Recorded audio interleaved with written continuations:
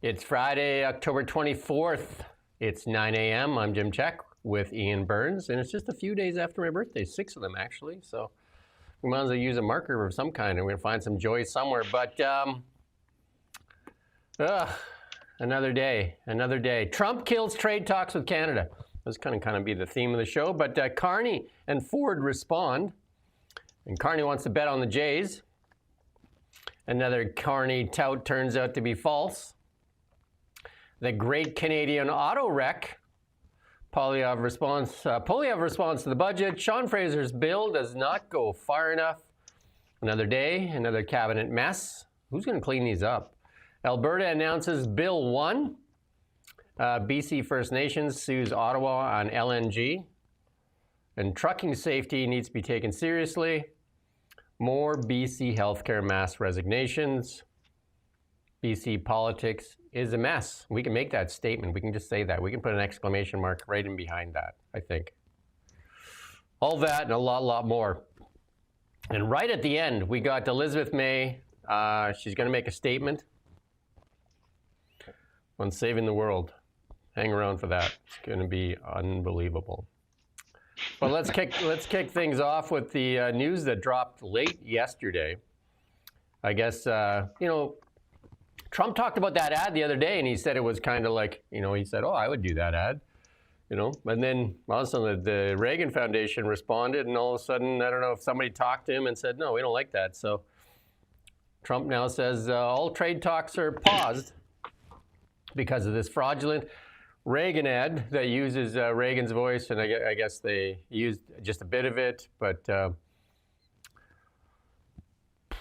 it's caused quite the stir in Canada. You did the story this morning on it. I'm not convinced even a little bit that this has anything at all to do with this ad or really with Ronald Reagan or anything like that. I think this is a complete distraction. I agree. Because as you point out, he saw it earlier. He saw it last week, I think. Then he laughed. And then discussed it on Tuesday. Yeah. And he commended it almost. He complimented it. He praised it. He said it was like, yeah, I'd do that. I'd do that as well if I was in Canada's position. Ontario's position, but he said Canada. He's insisting on pretending that this is Canada rather than just Ontario. But yeah, I'm not convinced that this has anything to do with that. And that it's not just that. It's also just all you've got to do is it's going to take 6 minutes of your life to watch the ad that they put out, and then the whole clip from Ronald Reagan. Just do that. Watch them, and see if you come away with that thinking that you've been manipulated, or that the Ontario ad is somehow fraudulent or whatever else they said, that it's misleading or misrepresents Ronald Reagan. It doesn't. It's completely fair.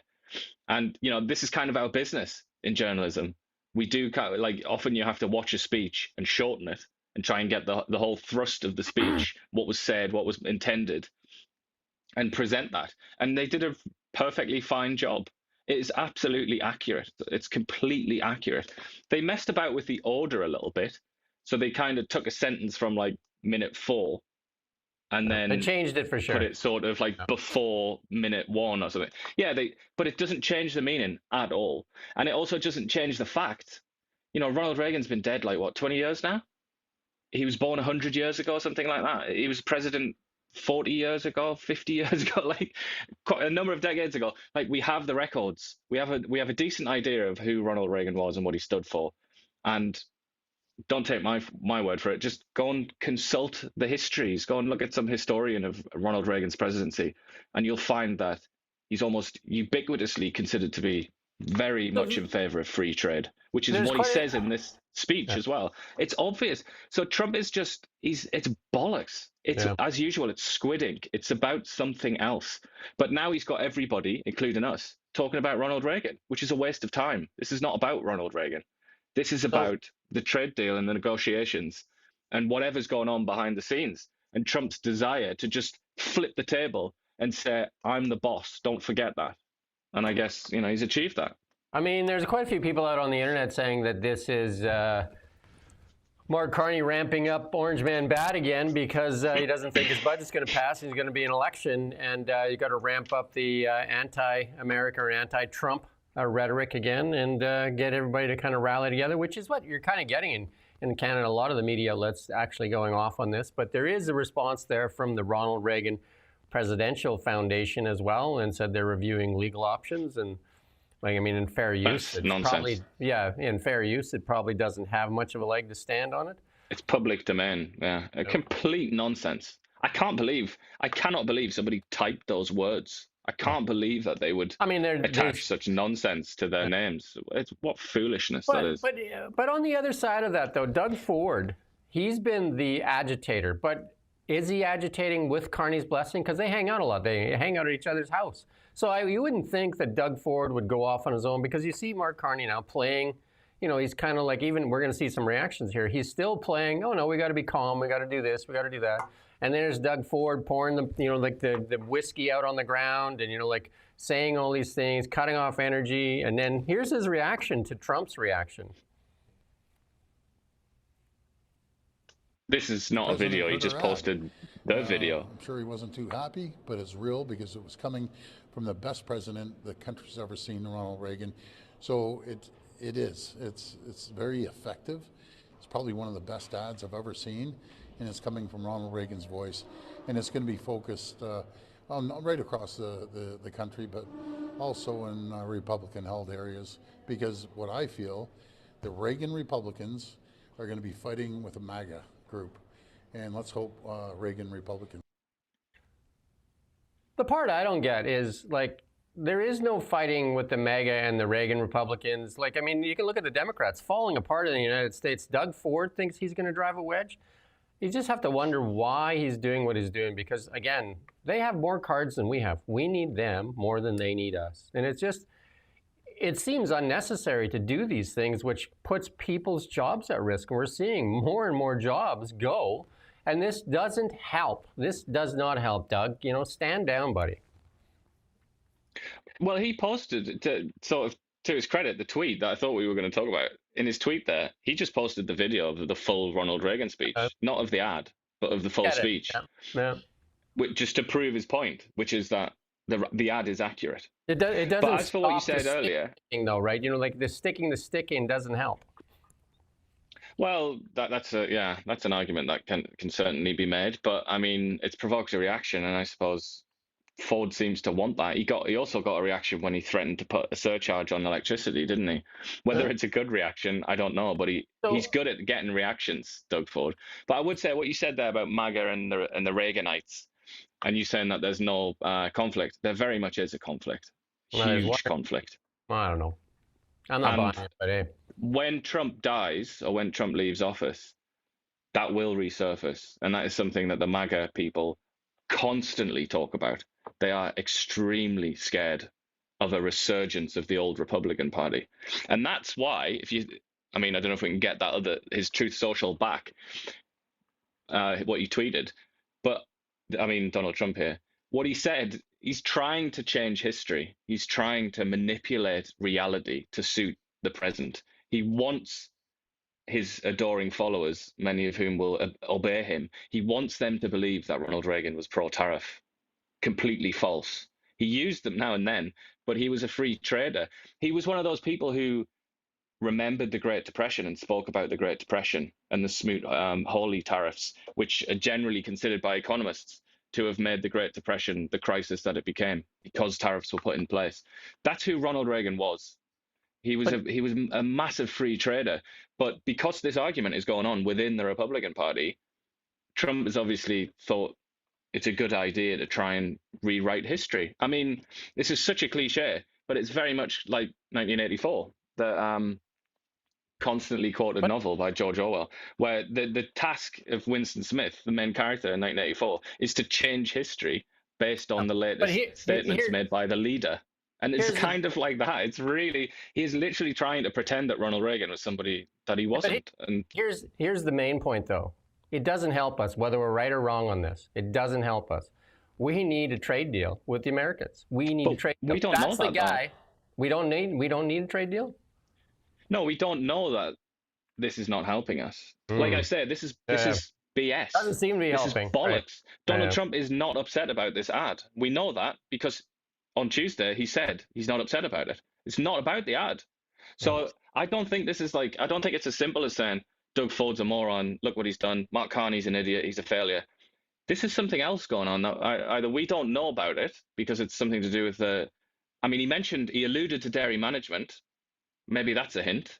There's something going on behind the scenes that they're talking about. But this has less than nothing to do with this ad. I'm convinced of that. Donald Trump, when he decides to get angry about something, he doesn't leave a trail of evidence 2 days or 3 days earlier. But he's left it in this case. He's not bothered about this ad. He doesn't care about it. He's just used it as a tool so that he can flip the table. But it's about something else. Is Doug Ford, though, just this uncontrolled attack dog or does Carney actually have control of him and he's actually egging him on to do these things? So he's done this several times now, outside of what everybody else is doing. Because if Scott Moe did this to China right now, there'd be a huge uproar if Scott Moe was throwing daggers into President Xi's face like that. I suppose so. Yeah, actually, that's quite an interesting comparison. Let's listen to Mark Carney's reaction as he gets on the plane to, and he's going to talk a little bit about this. Look, for months we have stressed the importance of distinguishing things we can control and things we can't control. We can't control the trade policy of the United States.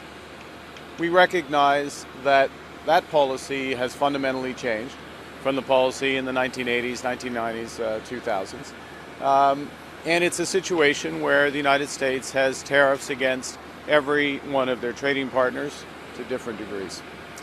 And it's in that context that our officials, my colleagues, have been working with their American colleagues on detailed, constructive negotiations, discussions on specific transactions, specific sectors, steel, aluminum, and energy. And a lot of progress has been made. And we stand ready to pick up on that progress and build on that progress when the Americans are ready to have those discussions, because it will be for the benefit of workers in the United States, workers in Canada, and families in both of our countries. Now, what we can control, absolutely, is how we build here at home. And that's the focus of Budget 2025, generational investment here in Canada. And what we can also control, or at least heavily influence, is developing new partnerships and opportunities, including with the economic giants of Asia, which is the focus. I don't know where we got that headline from there, but in our YouTube video. we're trying to change that. I mean, it's like a ghost in the machine. That is not. We didn't do it. That's not our. That's not our headline. That's not what.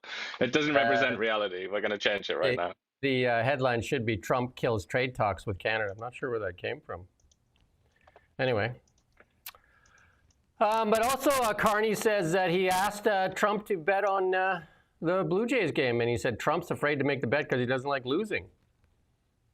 So this is here's the contradictions, right? 1 minute, like Trump cuts off trade talks, and then here's they were talking about betting. Like, what is going on? What is really going on? Well, that just shows Carney didn't smell this in the wind, because this was just like flirtation, wasn't it? This was an attempt to be like buddy, we're best buddies, and like, oh, come on there with the Blue Jays, you don't dare bet on me, do you? And then the next minute, Trump's like in a completely different mood. Of all the things that you could put on Mark Carney, I suppose this could be a fair criticism, that he just completely misjudged what was going on with Donald Trump, and he was just giggling about it. He was laughing. He said, "I sent him a text and he hasn't replied." In retrospect, we know why he hasn't replied, because he had this planned. But yeah, it suggests, doesn't it, that Mark Carney and his team are just like, they don't have their ear to the ground. They've been completely bamboozled by this, completely surprised by it. Another Carney tout, though, is discredited. Here we have in the committee hearing here, let's listen in, as Carney has been touting that Canada has the best trade deal.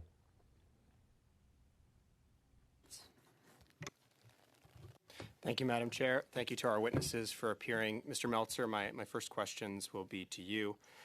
We've heard a lot from our government that despite punishing sectoral tariffs on steel, autos, aluminum, that regardless of those, we in Canada have the best deal with the United States right now. But according to your analysis, which I read, you indicated that according to your review, Canada faces a trade-weighted average tariff of about 9.8%. But at the same time, Mexico's trade-weighted average tariff is about 5.2%. So is it correct, according to your analysis, that Canada actually has currently a worse deal than our primary other partner in North America, that is Mexico? Yes, more or less. I mean, we've seen these developments recently where tariffs on Canada went up and they didn't on Mexico from 25% to 35%. So that's been one of the kind of implications there. Some of the Section 232 tariffs have hit Canada more than Mexico. I will say that going forward, when you look at the 232 tariffs that are kind of underway, the large truck tariff, the tariffs on pharmaceuticals, semiconductors and so forth, the assessments are that these tariffs are going to hit upwards of 40, if not close to 50% of Mexico trade with the US. So I think that will change, but I think we saw that that shift underway because Canada got hit with a higher, effectively IEPA 35% tariff than Mexico. Thank you. So there you go. There was another Carney tout that we have the best deal. Turns out we don't. Well, I guess they could argue second best deal then. All right.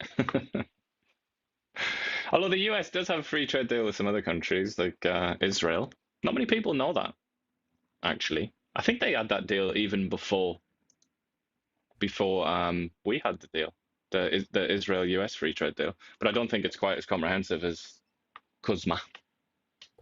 There's some surprises possibly coming in the budget to do with pension funds. There's been a little bit of talk about pensions, and maybe some of the older, more wealthy pensioners maybe don't deserve to get their pension. Let's listen into this here. The Prime Minister, Mark Carney, is pushing pension funds across Canada to invest more money domestically. And that's something former Prime Minister Justin Trudeau attempted to do as well, though it yielded little result. So why does Prime Minister Carney think that this time will be different? Because I think we need some sort of stimulus here in Canada to ignite growth. And so right now, Canada's biggest pension plans can invest about 30% to a limit of 30% domestically. What he'd like to do, and this is big business, I'm talking $3 trillion, to raise that limit so that about $500 billion could be crowded back into Canada. And that could ignite growth, help industries, infrastructure, that sort of thing. If you're a pensioner, what it could mean to you is your money's doing double duty. It's helping fund your retirement, but also ignite growth in Canada. But the wild card, and I'm sure some people are thinking, what if things don't go well here in Canada? Right. Will that compromise performance? And it's a big question. But I guess the silver lining, too, because we do worry about Canada and Canadian industry, the 30% cap on foreign investment remains in place. Statistics Canada is reporting that our economy shrunk in the second quarter by 1.6% year over year. So if pension funds do, in fact, ramp up investment here in Canada at a time when our economy is slumping, how safe, I guess this is ultimately a question people are worried about, how safe is our money going to be long term? We're talking pensions. We're talking pensions, and I think that's a great question. I think it's been a question that's been had in the past. To give you an example, CPP, Canada's largest pension plan, has invested, and this is from about a year and a half ago, this report, it's probably one of the latest I could find. It suggests that Canada Pension Plan only invested 12% in Canada and 47% in the US. So our pension plans were looking to get the biggest bang for their buck. I think it's going to be a balance, and it's going to be across industry. And I think it may not, I think it's going to be a slow and steady process that's going to be under very close review. There's lots to talk about our pension plans coming into this budget. One is this one here where they're saying they're going to force some of that money back into Canada. Why doesn't Carney lead again and bring Brookfield back and bring his investments back? That'd be a good way to show some leadership.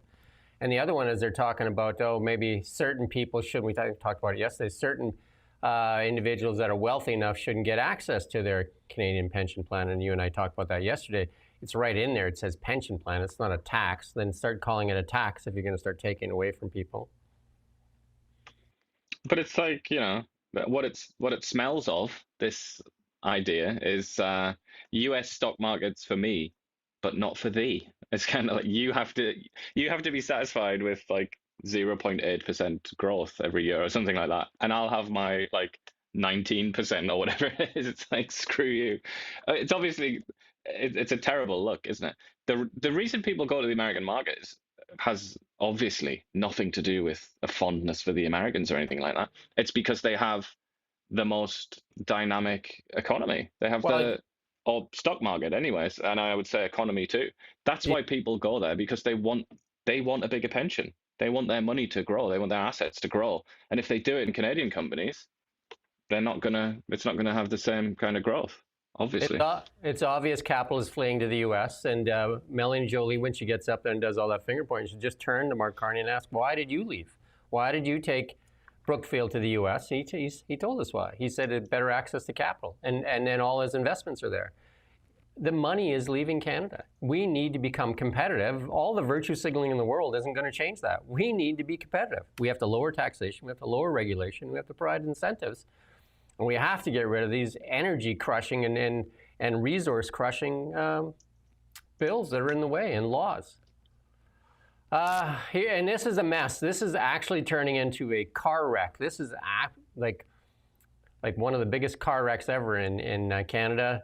And this is Melanie Joly. She's our industry cabinet minister. She met with General Motors, the government of Ontario, uniform, to talk about Ingersoll. And she's giving them 15 days. Well, start the clock, Melanie. Let's see what happens. I mean, it's a terrible lack of detail there, really. What did you talk about? She's just putting out her threat there. They've been the auto manufacturers in Canada, the 6 CEOs have been telling them the problem forever. Scrap the EV mandate. Not just pause it. Pause it doesn't give certainty to capital. Pausing it makes them think, why should we invest billions of dollars in new plants if you're just going to spring it on us again? And then here's Francois-Philippe Champagne reacting as well. And then they're going to put on tariffs onto GM and Stellantis because of both of those. Stellantis, we talked about that last week. They're leaving. So it will restrict the number of vehicles Stellantis, which is Dodge, and GM and Jeep actually can sell in the country without tariffs after both companies announced plan to cut back its Canadian operations. GM's quota has been reduced by 24%. Stellantis has been slashed by 50%. And what's that going to do to Canadians? And then Ford just announced that they're going to do a massive investment in the United States to build the F-150. Yeah, well, and right away the Canadian Vehicle Manufacturers Association, which sort of represent those companies in Canada, came out and said it's gonna bugger up Canada. They called it an unforced error. Let's listen in. Yeah, self-harm again. Let's listen in to Melanie Joly.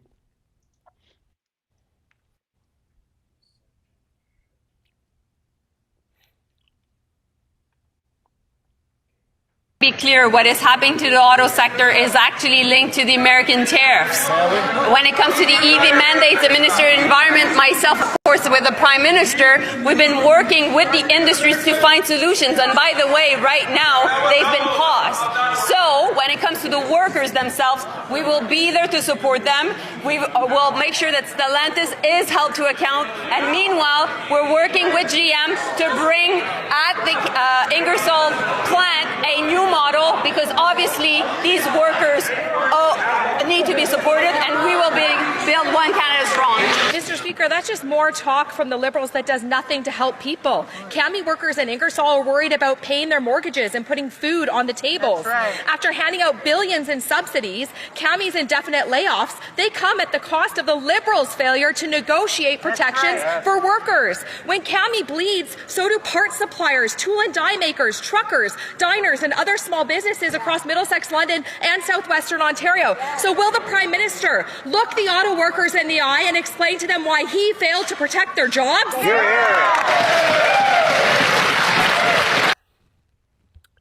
Like, I don't know why it's rocket science on the EV mandates. I just don't know why they just keep going with these EV mandates. How many failures on these EV plants do they have?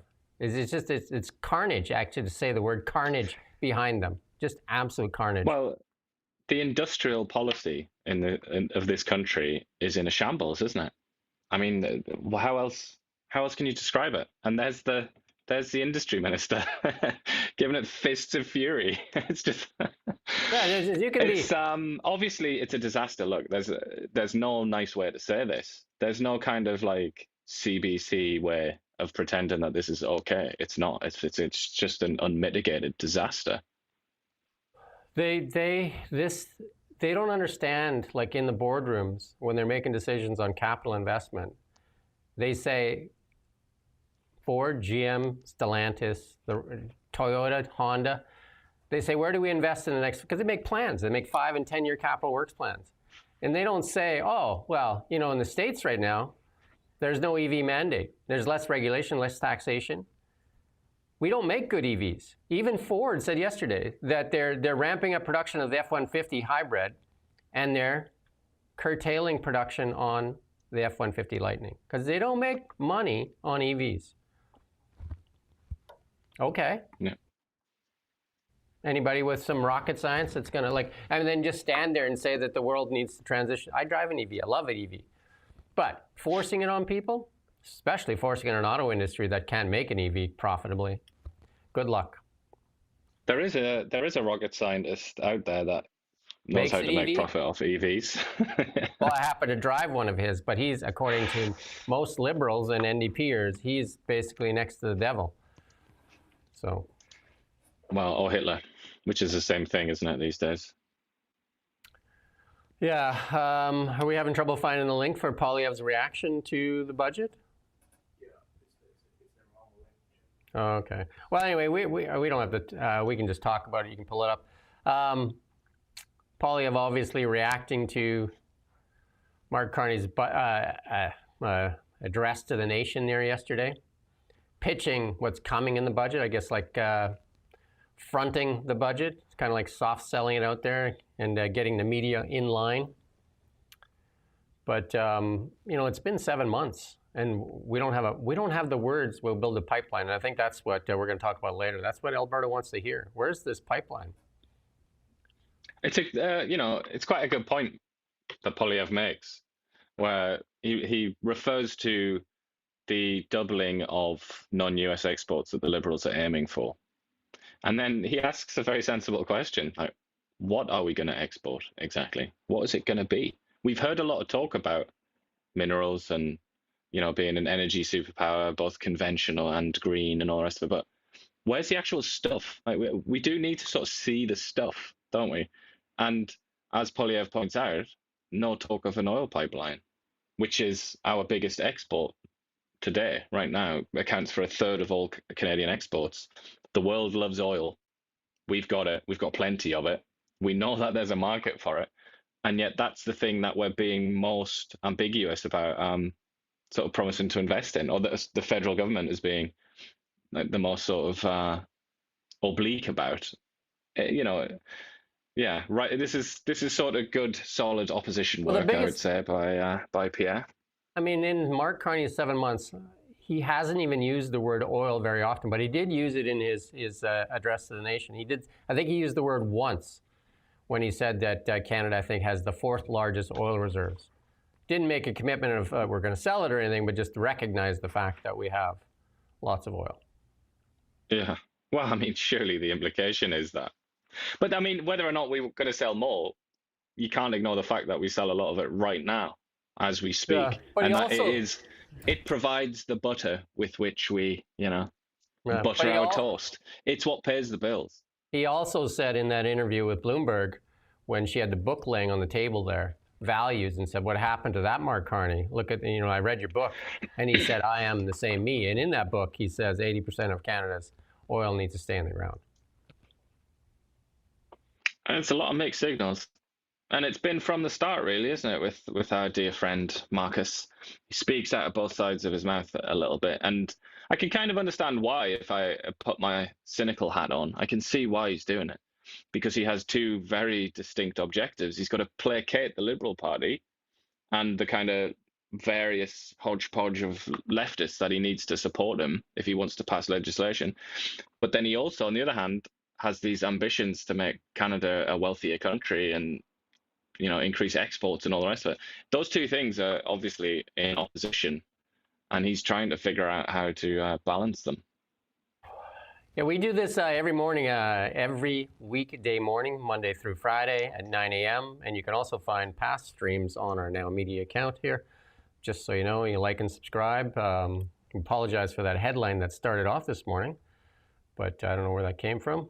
But again, we apologize for that headline and welcome you to continue to watch. We got a little reaction here from Vincent Tahoe here on, Carney talking about we need to make sacrifices. And he said the young people have sacrificed enough. I'm going to play a little clip here from Vincent. When I was a teenager, and if I wanted to find a job, all you had to do was show up with a good attitude, put in a job application, said your please and thank you, and by the end of the weekend, you were able to find a job. But I was just speaking to a teenager from my riding over the summer, and he told me that he was looking for a job all summer long. His entire summer was spent looking for a job. So searching for a job was his full-time job, and he was still left empty-handed by the end of the summer. Mark Carney has never sacrificed or struggled the same way that young people have today. I was just at the University of Toronto last week, and I spoke to a room full of students. And one of them came up to me after the event and said, finding a job feels like winning the lottery. This is the result of 10 years of this Liberal government. And Mark Carney decides to double down on the very policies, the very same disastrous Trudeau-era policies that got us into this mess. My message to young people is this: it doesn't have to be this way. There's lots of reaction in that regard. I mean, when Mark Carney said the Canadians are going to have to make more sacrifices, I think a lot of people are just saying, let's get a deal. Now that even looks further apart on this deal. And the auto sector seems to be a complete train wreck. It just seems to be getting worse and worse. It's not even a slow motion train wreck anymore. It seems to be like in fast forward. It started way back, wasn't it like 4 or 5 months ago when Honda announced that they weren't going to go ahead with that EV plant. Well, they said they were going to pause that EV plant that they had been given billions of dollars of corporate welfare for too, right? And then Northvolt closed, and I think it was Lionor, and then that bus one closed, the bus EV one, and the bus is lit on fire, and just on and on. Now, GM's Bright Drop plant closed. They said that they're not going to make it, and now Melanie Joly says they're going to make another vehicle, a different vehicle. And then even some people on CBC, Evan Solomon, said Canada's going to create its own automobile. Well, nobody else has been able to do it other than Elon Musk, but apparently the CBC and a few people like Evan Solomon are going to create an automobile company. You just got to line up and pay for it. Sean Fraser finally the Justice Minister put out a new bill. And it's this bail reform bill, which everybody's been complaining about, including our mayor here in Kelowna, along with a lot of other mayors, wrote a letter. We've talked about it many times. That letter highlighted a couple of offenders that have had, like 232 cases, I think it's 222 actually, and then 32 failures to appear, and then 32 failures to comply. And this is played out in many a city, Vancouver, all over the place. And then a lot of the cities have been asking for the bail reform. And I'm quoting here, one iota of difference. He's talking mostly, the Conservatives are very focused on the principle of restraint that needs to be repealed, not changed, is their idea. He also says Supreme Court never told the Liberals that they should put that principle into law.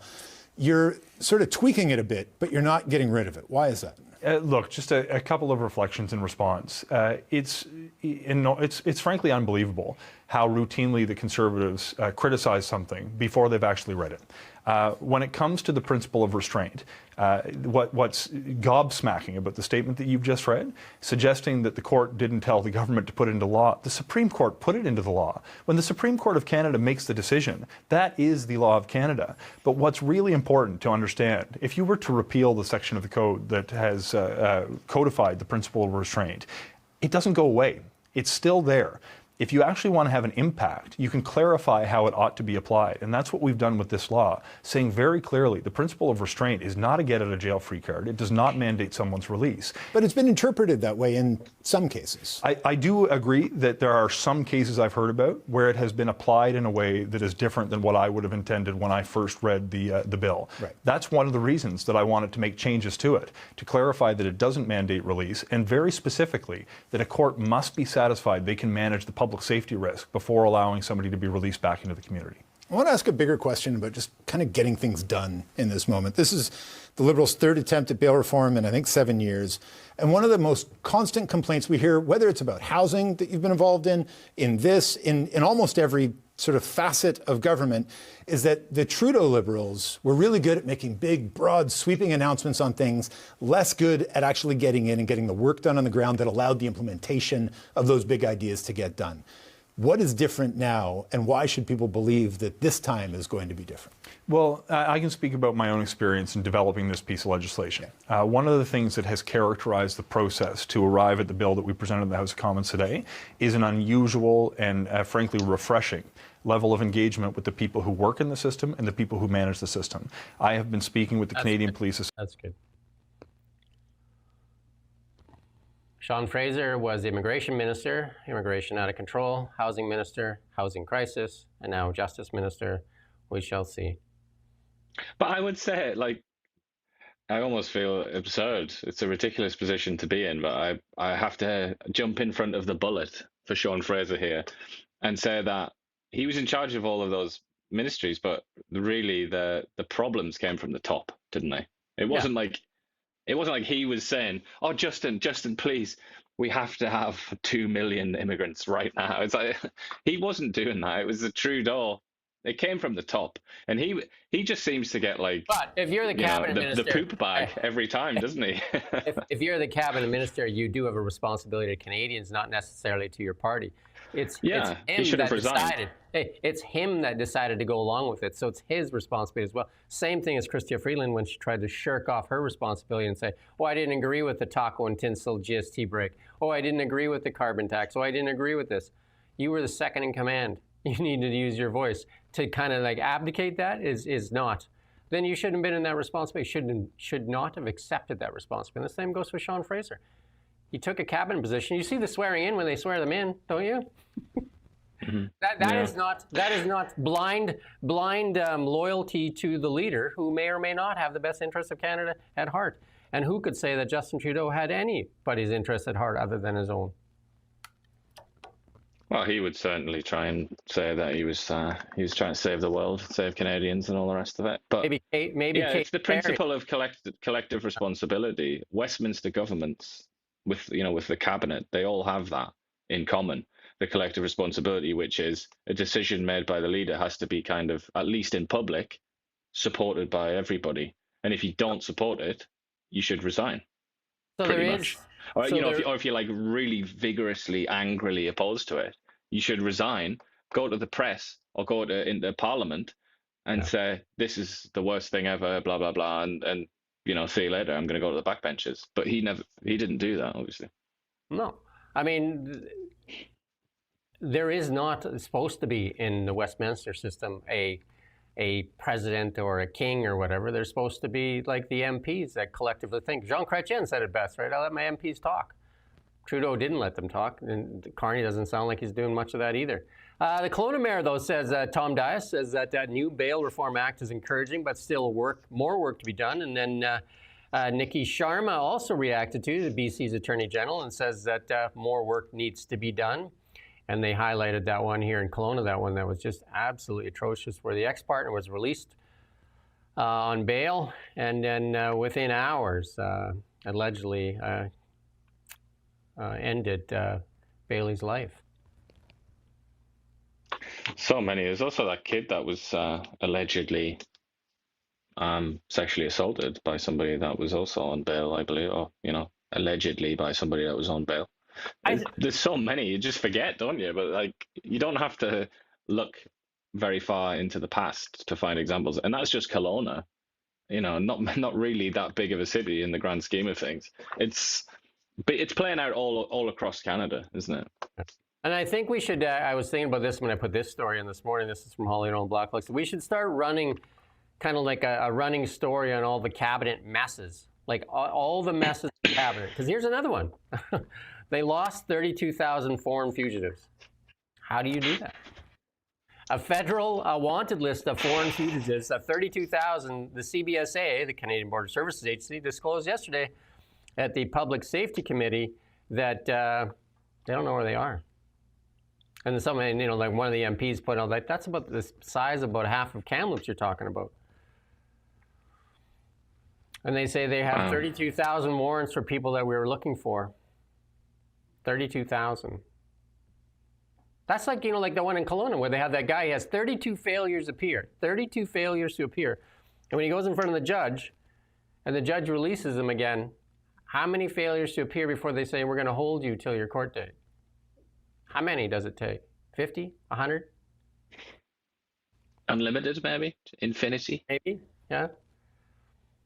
The figure of 32... But it's worth pointing out that these are just the ones that they know about. Yeah. These are just the ones that they know to have a list of. There's also, God knows how many that aren't on any lists. They don't know anything about them. It's a growing list, though, the figure of 32,000 foreign fugitives. Get that, 32,000 foreign fugitives in Canada is a 14% increase year over year. A previous figure included 410 convicted criminals and 236 wanted for criminality abroad. But hey, come on in. It's just a basic, this is when it gets to the basic kind of competence of the administration, administrators. It's being, again and again, we're being confronted with this reality that maybe our dear ruling class is not actually very capable. And that is so much scarier than anything else. That's so much scarier than all this talk about pipelines and all these arguments in Parliament. If the actual people who implement and oversee the laws of the land and try to keep the system going, if they are incompetent, what's the point of anything, really? Nothing's going to work. There's no point even trying to put new laws on the books, because the idiots that will implement it will just screw it up. That is the most despair-inducing thought you can have, I think. And it still amazes me that this person still has a cabinet position. The public safety minister, Gary, our buddy Gary there, who was looking after his tenant, testified he did not know of the 32,000 foreign fugitives, and he couldn't give a number today. Like, what is he doing? What is our... We've got an idea, haven't we? We've got one phone call. Yeah, we've got that phone call, right? And then here's the guy that took away Pierre Poilievre's seat, Bruce Fanjoy. And he's talking, he's giving Danielle Smith some time to talk. She was in a committee hearing. Let's listen in to Bruce Fanjoy. Thank you, Premier Smith. I want to give you an opportunity to, and particularly how it would relate to the future economy of Alberta if we do not take action to address this changing world.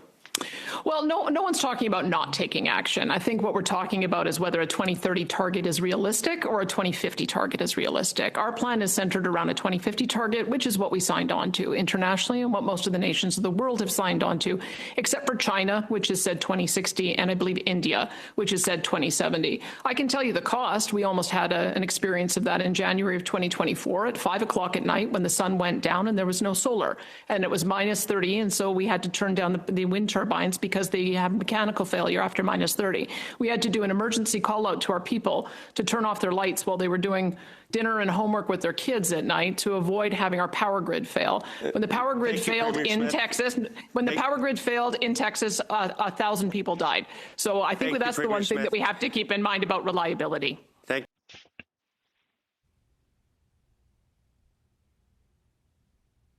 you. He wasn't full of joy there, was he? They didn't like that answer. Did not like that answer. Well, he tried to be glib. He tried to be glib with a woman who's basically devoted her life to this. He was always going to get slapped down now, wasn't he? It was a poor decision that he made there. We have some more from Danielle Smith because she announced Bill 1. Let's listen to what she has to say about Bill 1. Legislature, our government is focused on delivering the clear mandate that Albertans gave us to stand up for this province, protect our freedoms, and chart our own path forward. That's why we are taking the next step to defend Alberta's constitutional rights through Bill 1, the International Agreements Act. Ottawa can sign international agreements with other countries, that's their right, but this legislation makes it clear that those agreements will only become enforceable in Alberta if implemented under provincial legislation. Work with us, and we'll get things done. Overstep, and Alberta will stand its ground. One thing you can say about the gauntlet down. One thing you say about Danielle Smith, she straight talks, which is you don't get a lot of that, especially from Mark Carney. Like depending on which audience he's talking to, you get a different answer. Different dudes for different occasions. Someone is having a go about Ronald Reagan. I don't. I mean, he's trying to say that the advert doesn't, the one that Ontario put out, the ad, doesn't represent the speech. And then you suggest that I haven't seen the speech. Obviously, I've seen the speech. It's like 5 minutes. It doesn't take it's not a long time. And, you watched it live, you say. Maybe that was the last time you watched it, because it seems like you've forgotten what's in it. He does refer to Canada, but he refers to Canada because the following year, the US and Canada signed the free trade agreement. That's what he's talking about. He's saying, I went to Canada and they seem to really like free trade, and that's great, and we're going to sign a free trade deal. That's what it's about. There's a very separate issue. Obviously, Japan. I mean, we're not going to go into economic history here, but Japan in the 1980s was guilty of lots and lots of naughty trade practices, lots of naughty economics, to do with their currency, to do with overproduction, dumping, all the rest of it. And the Americans had to react. And as Ronald Reagan says, they didn't include it in the ad, but as Ronald Reagan says in that speech, I'm loath to do this. Like, with great reluctance, I'm going to do this, because the Japanese have just taken the pee. That is not even close to being the same thing as what Donald Trump has done, which is tariff the whole planet and come out and say, I love tariffs. Tariffs make us rich. That's exactly the opposite to what Ronald Reagan said and believed in. Here we go. BC First Nations make legal challenges to the LNG project, and that's we expected that. So 2 BC First Nations have sued the federal government over its decision to approve and I'm going to say this wrong. You help me out here. Sealism LNG facility. Sealisems, yeah. I don't know why they choose these unpronounceable names, but yeah. Yeah, and then. Well, I do know why they choose them. Sorry, but I wish they didn't. This is what's going to be the problem. Like, try to get anything done in BC. So many groups that you're going to have to please to get anything done. Like, whether it's the Liberals, the NDP, the Green Party, First Nations. Like, how many people have to be in a room before people can't afford to put food on the table, and we don't want to sell our resources to the world. And if you look at Norway, what do they have? Like $2 trillion in their a sovereign wealth fund. It's and talk about power. That's a lot of power they have there in terms of their strength as an investor. they're like that's a serious entity, isn't it? And you can really, if in things like trade discussions or whatever, you can throw your weight about with something like that, with a fund of that size. Yeah, $2 trillion, absolutely. We talked about CBC, and they're in the committee hearings as well, and we talked about their bias, and like a lot of people are saying, they're basically an arm of the government. We agree with that they're basically an arm of the Liberal government, and maybe Poilievre put them there in that place because he was going to defund them. Mark Carney promised them more money, $150 million to be exact, and he gave it to them as soon as he won the election, and the executive team of the CBC gave themselves a big fat raise, just the executive though. Anyway, we're going to listen to this, and they talk. There's a leaked memo that came out that management says we don't put people on, we don't put conservatives on. Let's listen in though. In a leaked phone call that Mr. Downraj, he asked the CBC management, quote, why can't they, the CBC, get interviews with conservatives? And the CBC management replied back vaguely saying, quote, well, you know why. So I'm curious, in your estimation, why are conservatives not welcome at the CBC? Well, I would say conservatives are quite welcome at the CBC. In fact, they are interviewed regularly. Give me an example of the last 5 conservatives that were interviewed on the show within the last 2 weeks. Anywhere within the CBC. I can't answer that. I can get back to you and give you more detail, but I don't watch and listen to everything we broadcast on a continuous basis. So if you would like, I will provide those numbers. Which show offered by the CBC do you think is most fair, offers the most diverse views in terms of news coverage? Well, all of our shows are, especially in the news area, are governed by the same journalistic standards and practices. So I would say... Some are equally diverse? I would say they were all striving to achieve the proper balance in terms of subject matters, interviewees, and diversity of points of view. So there would be no bias at the CBC? Well, I would say that that's not our policy, that's not our practice. I'm not oblivious to the fact that some people claim there is bias, but that's not how we work. Your perception. What's your perception? You're the head of the organization. What's your perception? My perception is that we are working very hard to try and bring accurate, factual-based news and information to Canadians every day. So no bias at the CBC according to you? No bias according to me. Ouch. That's going to get played a lot, isn't it? That's going to get a lot of airtime, that one little clip. Well, just watch any of their panels. I mean, we watch them all the time because we have to, but watch any of their panels. How many conservatives on a panel of 4? How many on there? Well, usually as well, the conservative that they have on there will be... Right. I mean, not quite what you might imagine a conservative to be. It'll be some like liberal who was once in the Tory party. A Doug Ford liberal. Yeah, right? Or just somebody, I mean, a Doug or even Ford somebody that, yeah, or somebody that they love to have on there is that Ten Eyck fella, the one who helped Doug Ford, helped his election campaign. Like you said, I've said, as everybody with eyes can see, Doug Ford is not a conservative, not even close to a conservative. Nor is he necessarily left wing or anything.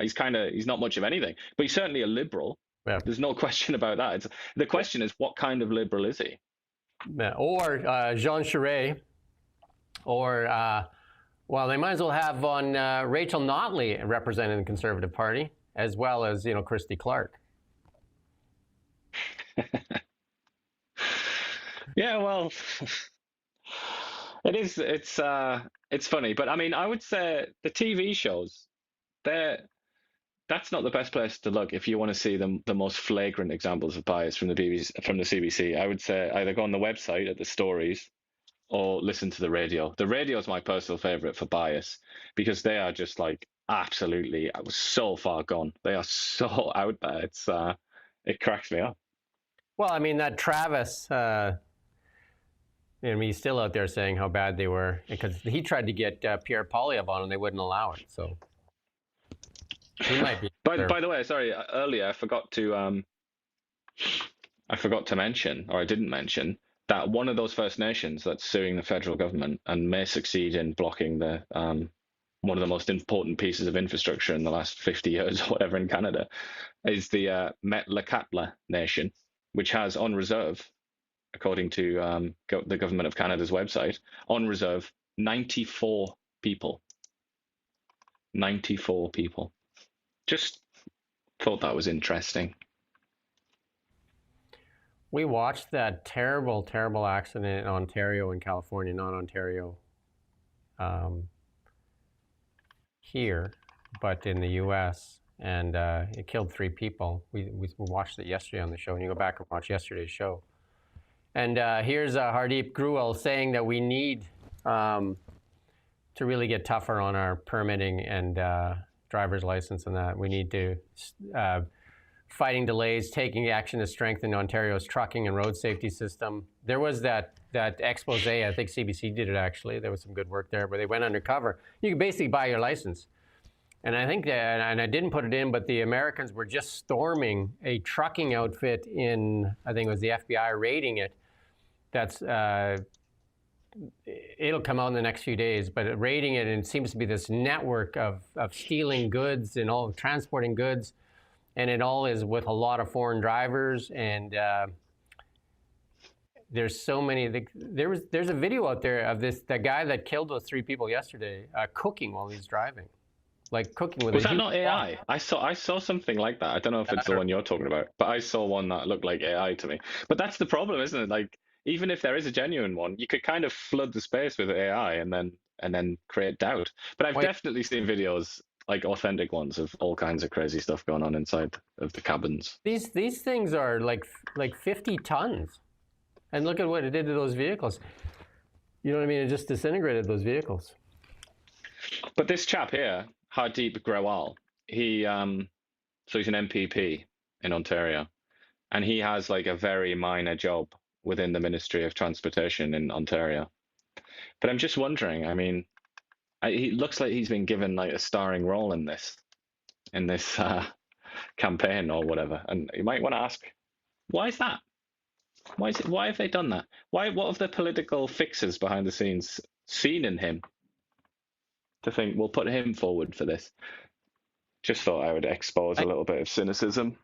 If you're watching, you go out there and search on that FBI raid there today, you're going to see something. We'll have it on Monday likely, because we do this weekdays at 9 a.m. and then it's recorded. But that story is just developing, the big raid there, and there's a lot of people implicated in that. You got to go read it yourself. Like, it's pretty damning as to what's going on. This one here from Holly Rowan. Blacklocks predicts billions in flood aid. Taxpayers face more than $1 billion in compensation for uninsured property losses due to flooding. The budget office said yesterday, Cabinet since 2018 had considered a national program to transfer costs of owners' property at risk. Flooding is projected to remain the costliest type of disaster, with projected federal costs of $1.2 billion per year on average. And we've seen quite a bit of flooding even in our little area here, right? We've had a little bit of flooding way back. The Mill Creek flooding was that about 10 years ago now. And then Grand Forks had that huge flooding when the Kettle River overflowed. And then obviously there was that flood damage that was caused by that on the Coquihalla there, with washed out all those. Yeah, was that 2020? I think that was, wasn't it? Yeah. Or 21? Yeah, that was. I mean, that was terrible. That isolated the BC interior almost like entirely. Yeah. Well, actually, the Lower Mainland, wasn't it? Was what ended up being completely isolated. So they want to set up an insurance program. In high-risk areas, homeowners either get effectively free insurance subsidized by taxpayers through disaster financial assistance when provided, or are forced to manage the financial risk on their own. This market failure is what the task force is meant to address. A separate 2022 report by the Council of Canadian Academics, Building a Resilient Canada. So yeah, and it's been sitting on it. Like, again, lots of studies, not a lot of action. But why act when, you know, this is a very cynical thing that I'm going to say, but why act when these disasters just bolster your arguments? And there are definitely some operators in Canadian politics who, every time there's a flood or a fire or a windstorm or anything like that, they just think, all right, there's another sort of arrow for me to fire, and that's another bullet point for me to justify some new tax or something like that on gas engines or something. CN's next fleet of subs could be built in Canada, the German company says. The Royal Canadian's next fleet of patrol subs could be built in whole or in part in Canada, according to the German company bidding for the construction contract, but not anytime soon. Production is being set up in India for other submarines being built by the firm, but stress, that's difficult. You cannot ramp it up today. But hey, Canada can't build ferries. Canada can't build subs. What can Canada build? Can't build cars anymore because Melanie Joly and them have turned, with the EV mandate, have turned the automobile sector into a car wreck. And now we can't build subs. What can we build? I thought we were supposed to use all the steel and aluminum. What are subs made out of? I think that's special steel. I was reading that it's a very special kind of steel. Plastique or what? But this is just, the Germans and the South Koreans are just trying to they're trying to win. Each one's trying to win the bid, aren't they? And they're just trying to say what they think they're we all want to hear. They're just placating us. It's like, oh yeah, you know, we can help you build your industry up later. But right now, we'll do it. What if we had to do it? What if we were at war? What if we had to build our own subs? Why wouldn't we just get started? I mean, we've gone. Yeah, and it's not like you've just said that out of nowhere. Melanie Joly said exactly that the other day.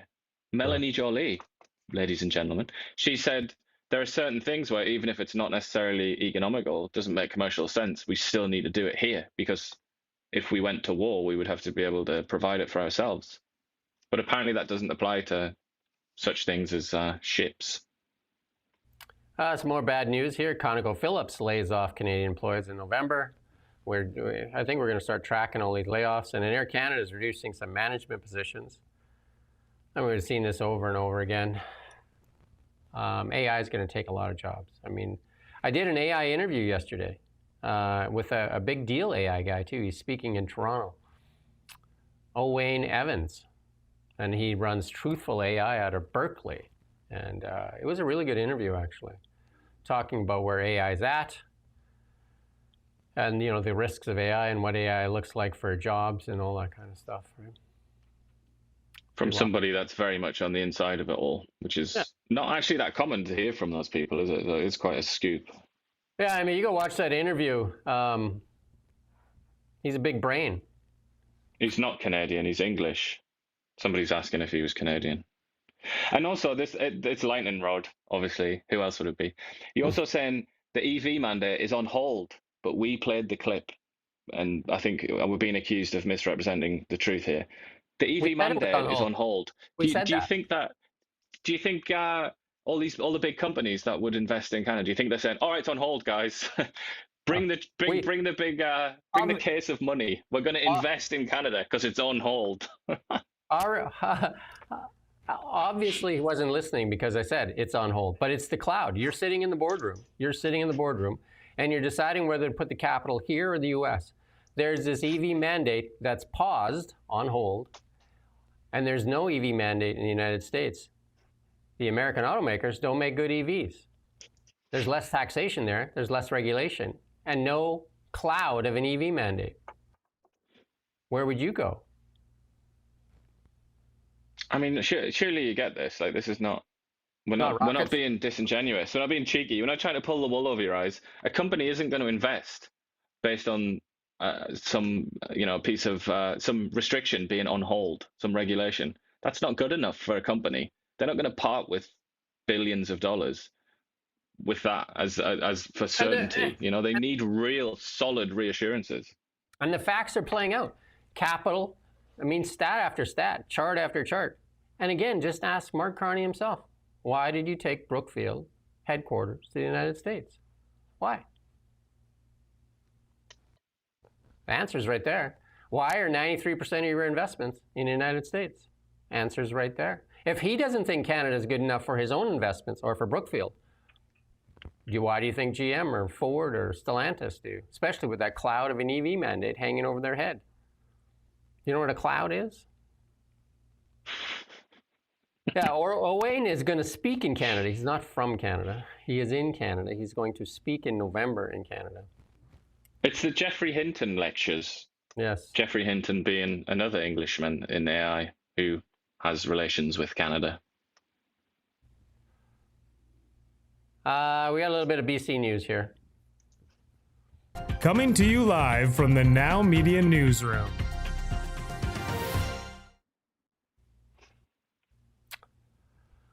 Well, more mass resignations.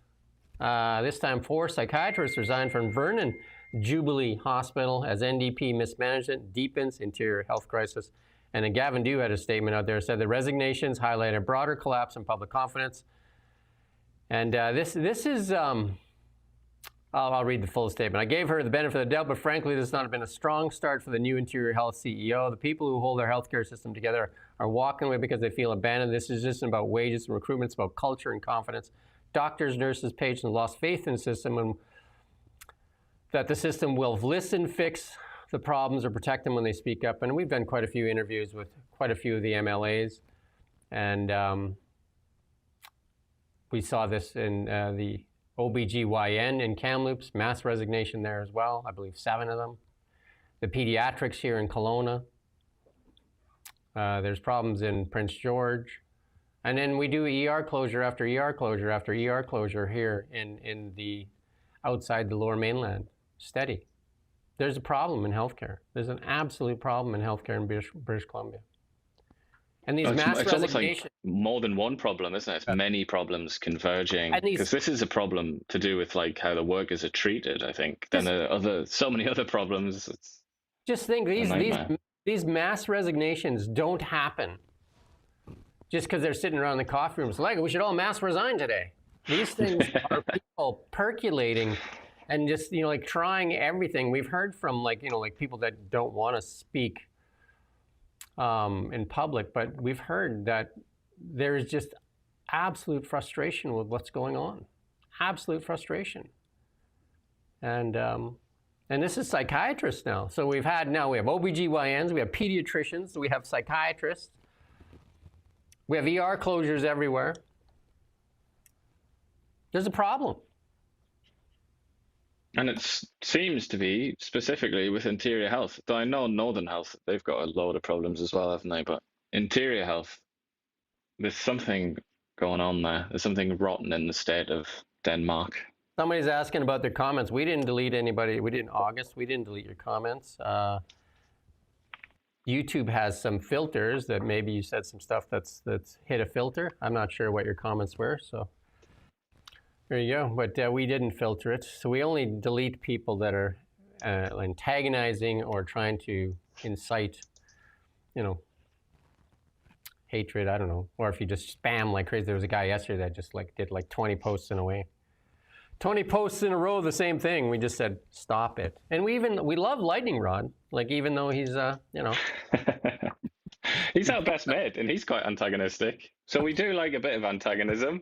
I think it's just if you start saying things that might get us done by the authorities, so to speak, then we have to. I think there's a certain responsibility on us to not be, captured by that. Jonathan Kay, I think one of our better interviews. You and I interviewed Jonathan Kay. He's a big deal in the media world, bigger deal than us for sure, and part of the editorial staff of the National Post, and then also.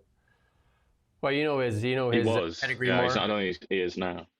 But he's connected. He wrote Justin Trudeau's memoirs as well. He was the ghostwriter for it. But one of the interesting pieces of the conversation, we're going to play a small clip here, was what he thinks of BC politics. Let's listen in to what he has to say. This small clip from this hour-and-a-half interview with Jonathan Kay. Federal politicians can't snap their fingers and create infrastructure. There's a lot of provincial power and big problem is your province. Your province is politically dysfunctional. You have a completely dysfunctional conservative movement, and as a result, you have an NDP government that's kind of living in la-la land in terms of reconciliation and treaty right. I mean, you've got people set to lose their homes. Some have already. I mean, the title's already been compromised. Yeah, and no shade on traditional Indigenous rights, which is a thing. But the idea that people can work their whole lives, put their nest egg in a 4-bedroom house, and someone just comes and takes it away and say, sorry. Well, it calls into question Canada, because Canada is one that awarded the property, sold the property. But not Canada, BC. Don't put this on Canada, because the historical relationship with treaties and Indigenous people in BC is very different from what it is in Ontario. And so it's very difficult for a guy like Carney to say, well, we're going to build this piece of infrastructure, including through a province that is as politically dysfunctional as British Columbia is. I mean, Alberta has its own issues, but British Columbia has become a real political basket case. I mean, I'm not even going to tell you the things we say about it in Ontario. They're very rude. So don't worry, we do too. Yeah, and by the way, and it's also like, you go to Florida, and Florida's like 5 different countries politically. Like, you go to the Panhandle, and it's all these rednecks, and then you go to Key West, and everyone's from Park Slope, Brooklyn. Like, it's just, BC's kind of like that. Like, you go to Vancouver, and even like Kelowna's a big city now. It's the political culture in Kelowna. Like, it's very hard for this to be under the same provincial government, because the people in Vancouver must seem crazy to you at times. Like, some of the stuff that goes on there. And they have the voting block. I mean, it's basically Vancouver decides what happens in the province, right? Yeah, and people talk about the extremism, the urban-rural divide in the United States and red state, sort of red counties and blue counties. There's a great book called What's the Matter with Kansas that came out, I think, 25 years ago that uses Kansas as a case study in this. That book, What's the Matter with Kansas, like sort of looking at college towns, which are super blue, and rural areas that are super red. Like, you could do the same thing about BC. Mm-hmm. It almost doesn't make sense for it to there's a little like orange spot there in the Lower Mainland kind of thing, and the rest is blue. You can go watch that whole interview. I think we get into a part where he talks about what BC needs is a conservative figure like a Stephen Harper that can bring the center right together if we have any chance of fixing the ails of British Columbia, because he says the NDP is living in La La Land and the Conservative Party is just a dumpster fire, basically. Well, I think he was also making kind of like a constitutional argument as well. You need to have a functional opposition, don't you? Even if you support the party in power, so even if you're an NDP supporter, you should want a functional opposition, a functional Conservative Party, because without a functional opposition, incumbents just kind of go off the rails. And that's what he was trying to say. Like, they're just in La La Land. They're just being mad because there's like nothing to stop them. And then we're going to move into a little bit of international news here, and we don't have much here. Coming to you live from the Now Media Newsroom. So we're playing our intro here. We got our usual guy back. He jumps that intro in, and I wasn't used to it. We're not going to play this clip, though, but apparently there's a billionaire in the United States that coughed up $130 million to pay for the military, and he said he didn't want his name to be shown. He didn't want the recognition. That's all it says in this thing. And because right now they still have that government shutdown between the Democrats and the Republicans to do their CR bill. But there you go. Somebody coughed up $130 million, and I'm sure somebody's going to try and spin that and say he's trying to control the military. So has that actually been deposited into the DOD's bank account then? Like, what's going on here? Has it been accepted? Yeah. Cash money. Well, I don't know. I don't think anything like this exists in Canada, but if you go on the CRA equivalent in England is called His Majesty's Revenue and Customs. You can go onto their website, HMRC, and there's like an option where it says give the government money. It's just like a donate button. So I don't know. I mean, maybe he did it like that. Well, in Canada, they have what they call they have what you call the government continues to increase the donate money button, but you don't have a choice on it. It's not optional. It's not a button that you choose to pick. It's picked for you. Melanie Jolie's just like. Here's a small clip here from Joe Kernan here talking about. The stock market is just going crazy there. Let's listen in. Rick, the stock market has been telling us what to believe ever since Liberation Day. The stock market said this is not going to be the end of the world. Like so many, like almost unanimously, business reporters that tariffs were the end of the world, and here we are. You know, up, what are we up 36% since then? And also, inflation numbers in the U.S. came in lower than expected this morning.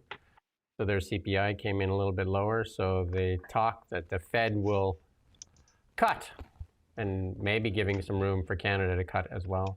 Canada at 2.5. And that's coming October 29th. The Bank of Canada decision. We got a little bit from your friend, Keir Starmer. He's like a social media influencer now. He's hard selling the digital ID. Like it's just post after post after post after post. Keir is working it.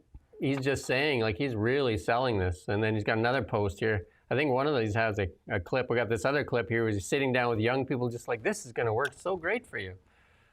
You'll be just amazing. And then he's going to explain it here. He's doing these walking, talking videos. Everybody loves these, right?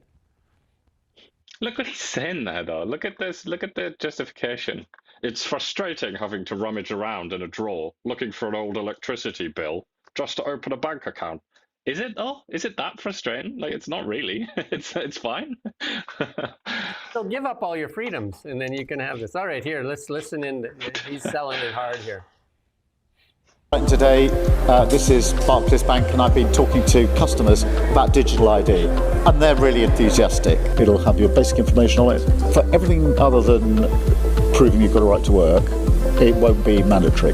You don't have to have it, but you can have it. You can use it for anything that requires identification, and there are lots of things. If you want to rent, for example, if you want to apply for a mortgage. If Keir Starmer wanted to be a real guy, he should go into just an old English pub and try to sell it to some of the people at the pub, right? Because he's selling it to kids. Rather than people who've been probably like patted down and pre-approved. And kids, right? Like, I think one of those kids sitting there was probably like in grade 7. He's just like, okay. And an old guy that was just like, yes, Your Majesty. I came here for ice cream. Is there ice cream? No, that's later. That's afterwards. Stop talking about it. Show us, and then the walking there too, just that slow walk. Like, get somebody that can walk faster, Keir. It is so true, though, and it's funny that you mention a pub, because if you just go on good old Google or your search engine of choice and type Keir Starmer kicked out of pub, and you'll see Keir Starmer being thrown out of a pub not so long ago. That's what happens when it's like not been choreographed. And he just walks into a pub. He gets told to leave. So yeah, so Keir, like what I'll pick, or Ian, I don't know the pubs in England.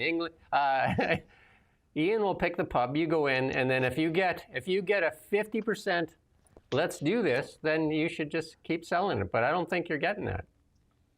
And do that for all future legislation that you propose, all future ideas. And go to a pub that I pick, see what the people in there think.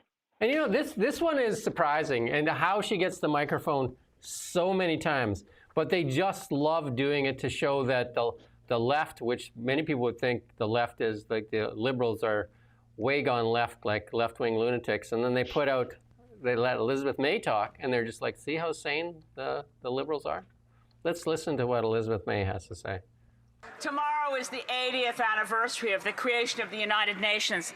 Canada has an enviable reputation, but it's from long ago, when we were leaders in fighting for human rights, leaders in peacekeeping. I'd like to ask the Honourable Minister for Foreign Affairs, if Canada is rethinking our current position, will we continue to ignore the work of the Treaty for the Prohibition of Nuclear Weapons, or will we again make efforts to be a country known for peacekeeping and ending the threat of nuclear war?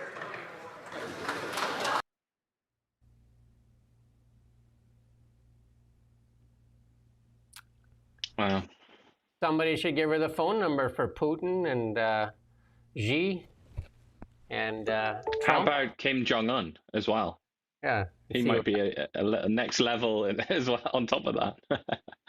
Or Pakistan or India? Does she want to go to India and lecture the Indians about having nuclear weapons? Or Israel? Well, she would do that, I'm sure. But countries like India and Pakistan. You really want to go and tell them no more nukes, guys? Talk about sending Keir Starmer into a pub. I would like to send her into a street in India to make that argument.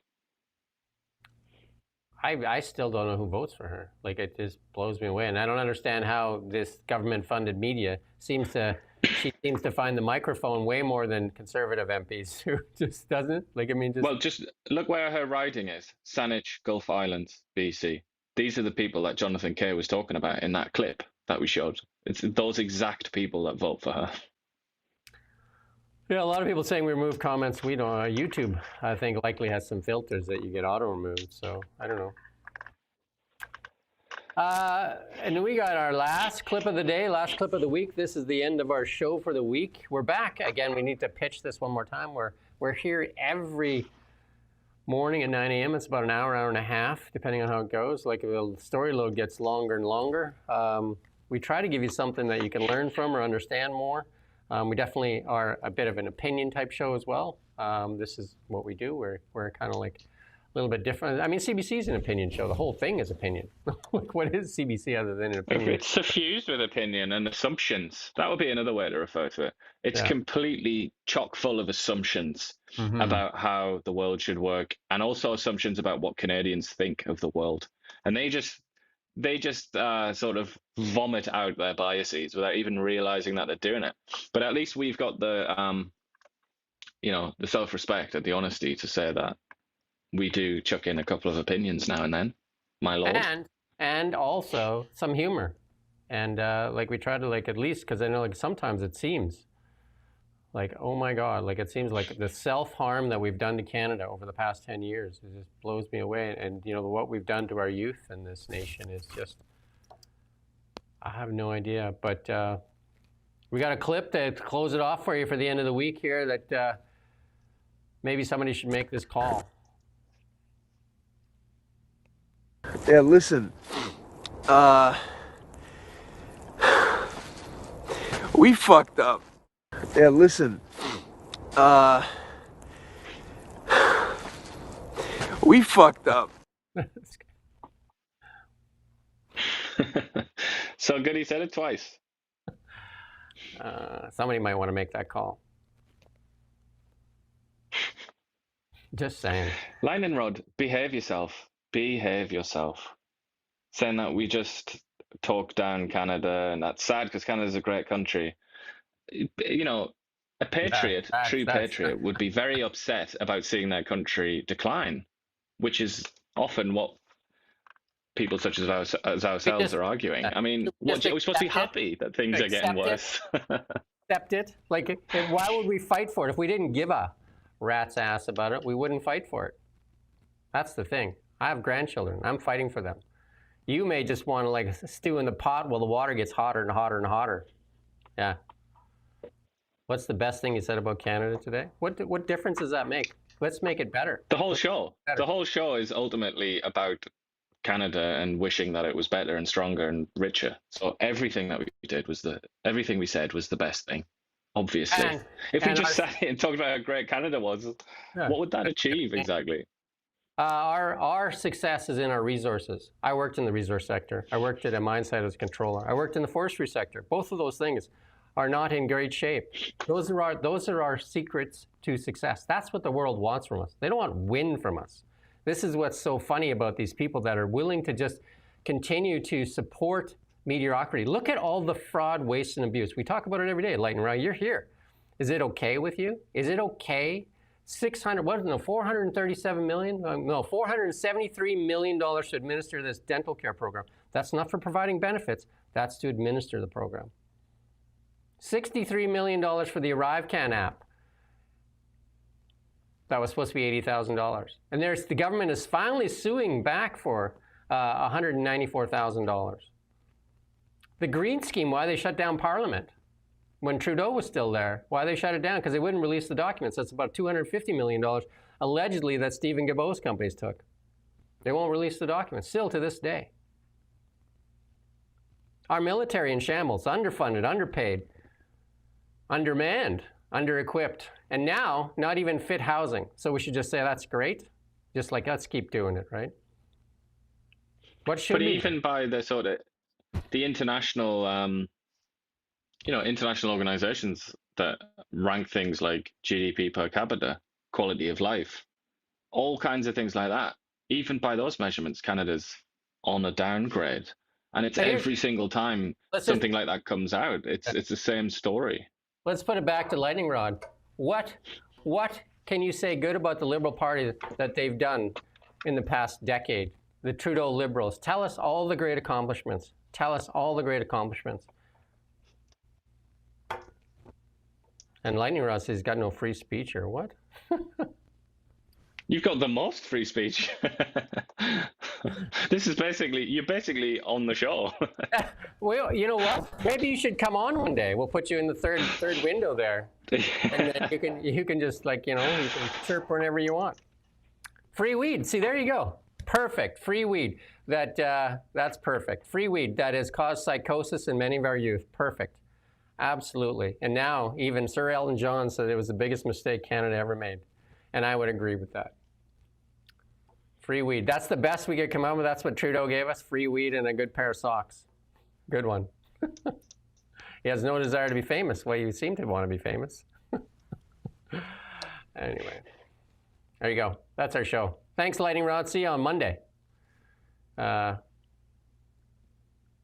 You come up with all the reasons why we should be so happy. And I'll talk to you about all the people that can't even put food on their table. Sunny ways, my friends. Sunny ways, yeah. Cheers. Bye now. We don't just report the news. We live here too. We're your neighbors, bringing you stories that matter to all of us. No government funding, no outside influence. Kelowna Now, local, independent. News you can trust.